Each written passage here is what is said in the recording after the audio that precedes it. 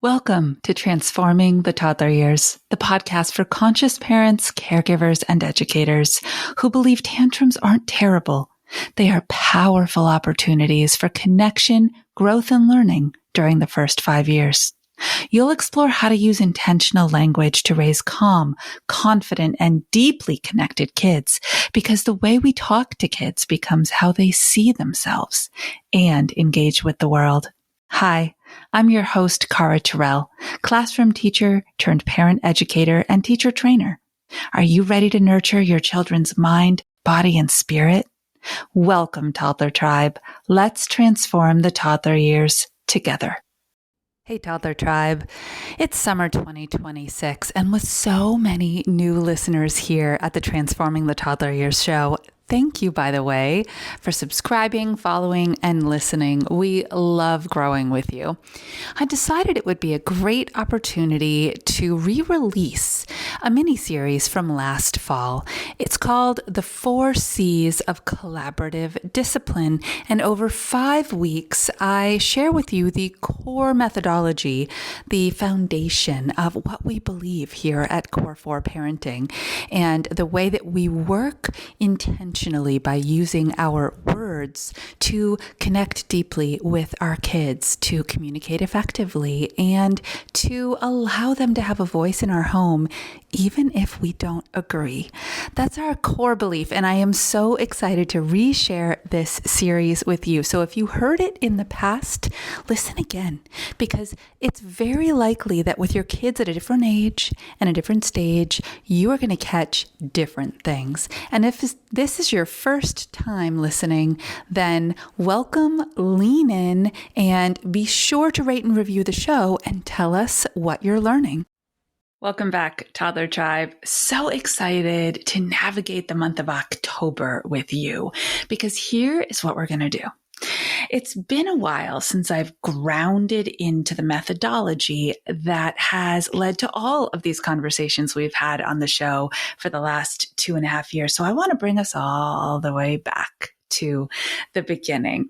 And I've talked a lot about conscious parenting, and I'm sure conscious discipline is something that you're familiar with. You've heard it, maybe you practice it. And so I'm going to take us to the next level. Are you ready? We are going to talk about the 4 C's of collaborative discipline. And this works in your home as parents. This works in your classrooms as teachers, and it works in your childcare settings where you are an extension of the nuclear family, because these kids look at you and they connect with you as surrogates to their family while they are away and in your care. So excited to really break this down for you. So today I just want to start with an overview episode. I'm going to give you the methodology and the 4 C's. And of course, I'm going to do it through storytelling. And because this can be a lot to process when we're thinking about infants, toddlers, and preschoolers, the example today that I'm going to tell you is with a 6-year-old, because it's a little easier to really think about it when we think about doing things like collaborating or communicating, or I'm giving you all of them. Are you catching them? Or compromising with a 6-year-old than it is with a 1-year-old. But I promise you that by the end of this series, you are going to realize you can do all these things at all the ages. All right, so let's dive in. So the 4 C's of collaborative discipline, and let me just tell you, I'm not a huge fan of the word discipline, although I understand from a linguist's perspective how essential it is when we think about working with kids. Because think about discipline as being the positive side of the word. Every word has a negative connotation and a positive connotation when we implement them properly. And typically, the negative connotations come from emotion. When we overlay our human emotions, is when we get this idea of discipline being something challenging and it's going to have to be negative and hopefully it doesn't erode our connection. But think about you as an adult. I'll give you a great example with me. When I sit down to plan out podcast episodes, when I think about putting together a new professional development seminar for teachers, it takes discipline, which means what? It takes intention. It takes vision setting. It takes dedication. And it takes kind of that, I'm going to show up and do it even when I don't feel like it. Wow, right? Two very different definitions or applications of the word discipline. And so I'm going to challenge you as I talk about my collaborative discipline model to detach from the idea that it's always in response to something negative. Okay, with that in mind, a wonderful little personality named Davey has appeared many, many, many times on this show. When he was young, I had the privilege to call myself Nanny Cara and take care of him and help develop his brain and his body and his heart and his spirit from tinyhood. And he's now 6.5. So recently, I got to spend the day with him and his sister, although she's not part of this story today. And first thing in the morning, okay, so it was like a 7 a.m.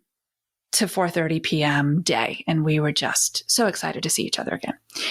First thing in the morning, he says to me, like 7:30 in the morning, I'm going to go outside and ride my dirt bike. And I went, whoa, on so many levels. First of all, he's great at riding his dirt bike. I know he's capable of it, but as the caregiver for the day, I was not real kinky about him going out and doing that. First of all, first thing in the morning, it's all wet out, that type of stuff. Secondly, it mattered to me, right? Your deep why when you respond or react to a child is where you choose the direction you're headed, the decision you're making, and the ensuing conversation and the boundaries and all the things that are going to come next. And my deep why has always been when there's something I'm not confident in, I'm not familiar in understanding how to work with, like dirt bikes, not my zone of genius, friends. I do not love allowing that to happen without a parent present. That's it. It's a safety thing for me, and it always comes back to it's my job to keep you safe. He's heard that from me his whole life, usually like this. It's my job to keep you safe.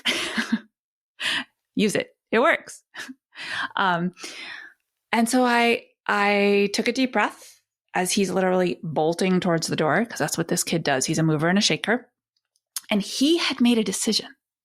Notice he didn't ask me. He told me, I am going outside to ride my dirt bike. And in response, I said, yes, but not yet. 4 little words. Yes, but not yet. Did you hear the no? Because I didn't say it. I really believe, like the whole core of me, that there's always a way to avoid saying no. And that when you do say no, as your first reaction or your first response, because maybe you intended to say it, you close all the doors to communication. You close all the doors to collaboration. And you close all the doors to compromise. All right, so let's back up for a minute. Remember, we have time. We have time to get through this. It's going to be okay. I really want this to settle in with you. So if you haven't caught it yet, here are the 4 C's in order. 1, connection. You must connect deeply, emotionally, relationally with a child, or they will not attend to you. They will not give you their attention. And if you don't have their attention, you can't go any further. They are not open vessels at that point. Connection is the key. It's relationship building 101. And I've told you about 1,012 times, and I'll say it probably that many more. It begins in tinyhood. We're going to explore that. Step 2 is communication. That's your words. I thought very clearly about my words, didn't I? I could have spouted sentence after sentence after sentence, would have fallen on deaf ears.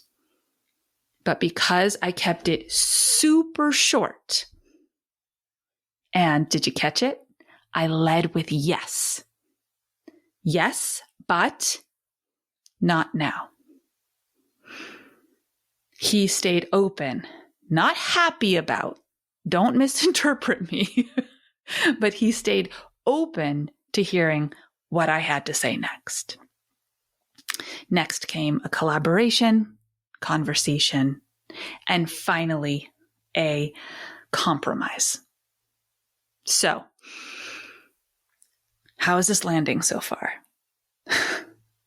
If you're sitting here thinking, whew, that sounds like a lot of work, I'm not going to lie to you. It is work.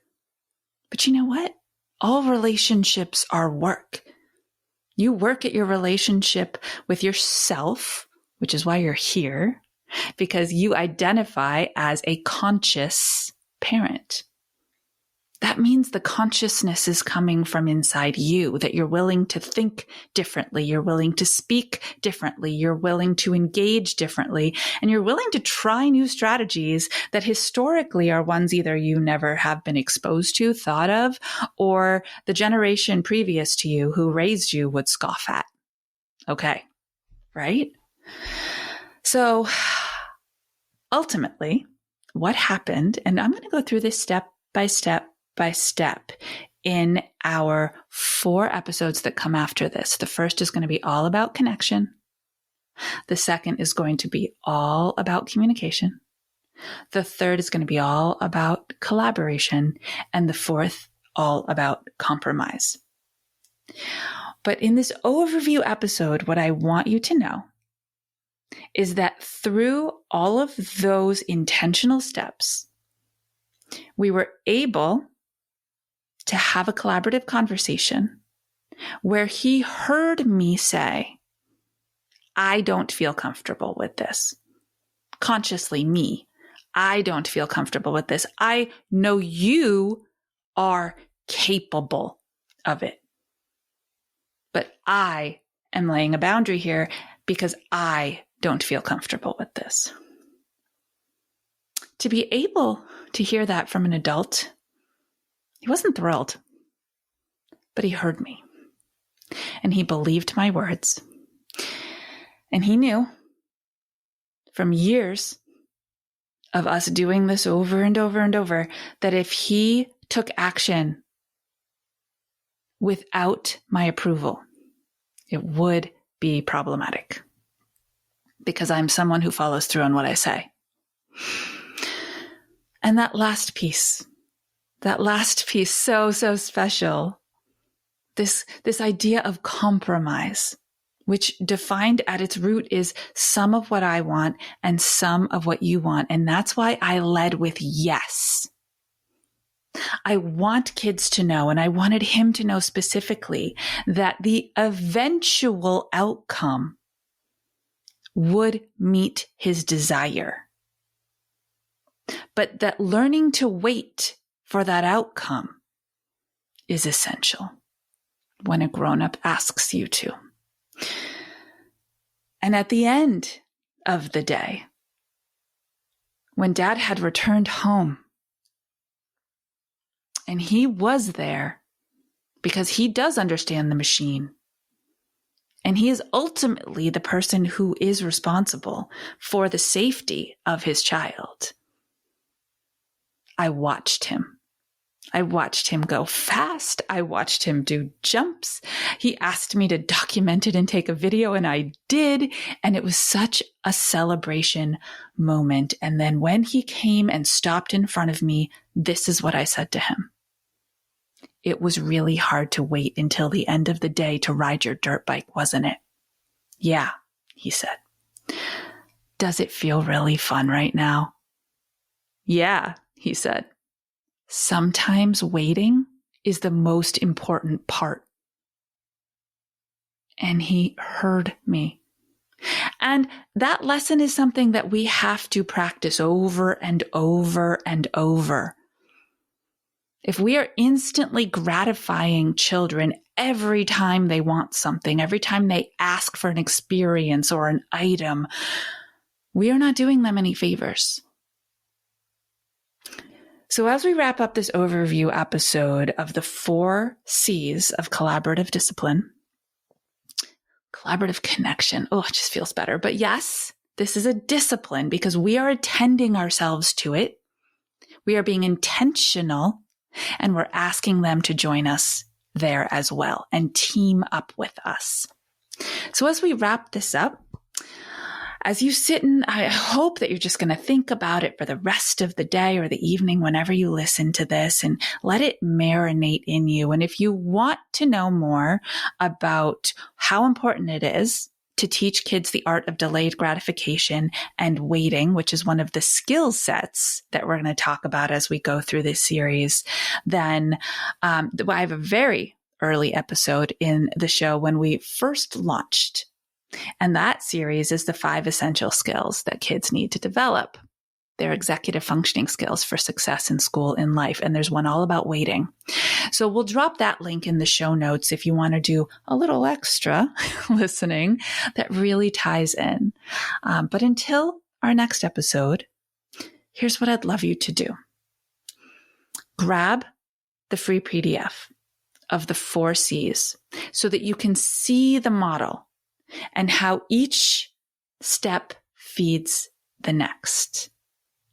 So get the free download, the 4 C's of collaborative discipline, and start noticing opportunities when you're interacting with your kids, with your students, with the littles in your life, that you could use it. I don't expect you to go any further than that right now because you just have an overview. But I do hope that you come on back next week so that we can continue diving deep into this model and helping you begin to develop a relationship with your kids that allows for every step of this to be successful. And then power struggles will just disappear. Until our next episode, you know what to do. Stay mindful and proactive as we transform the toddler years.